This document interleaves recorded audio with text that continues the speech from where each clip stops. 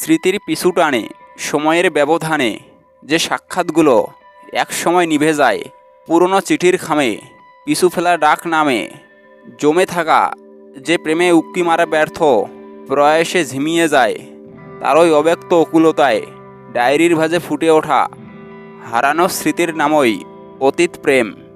প্রায় বছর দশেক পরে দেখা টিফিন পিরিয়ডে স্কুলের বেঞ্চে যে গল্পগুলো জমে থাকতো, সে সবগুলো আজ কর্পূরের ন্যায় উড়ে গেছে। পলকহীন দৃষ্টিতে চোখের পানে বোকার মতো তাকিয়ে থাকার মানে খুব কম জনই বোঝে। যারা বোঝে তাদের স্বপ্নের ঘরে ঠাঁই নেই, যারা বোঝে না তারা শুধু দীর্ঘশ্বাসে থেকে যায়। শাড়িতে তাকে আগের মতোই লাগছে, চোখের কাজল আর হাতের মাংসপেশিগুলো অন্য কারো স্পর্শে আজ আরও মায়াবী হয়ে উঠেছে। 10 বছর পেরিয়ে গেছে, সাথে থাকার দায়িত্বটাও ফুরিয়ে গেছে।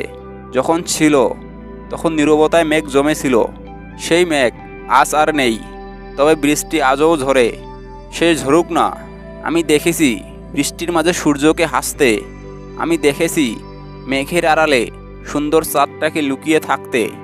হেসে কথা বলা তো যেতেই পারে, কিছু কিছু সময় কিছু আবেগকে চেপে রাখার ক্ষমতা রাখতে হয়।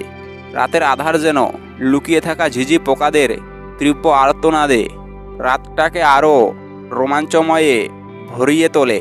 তেমনি কিছু কিছু মুহূর্ত উপভোগ করার জন্য কিছু আবেগকে অন্ধকারে নিমজ্জিত করার বেটার অপশন, হোক না সে অন্য কারোর। সব কিছু পেলেই তো নষ্ট জীবন। কিছু টানা হয় না পাওয়াই থাক, জমে থাকুক না কিছু গল্প অতীত প্রেমের নামে।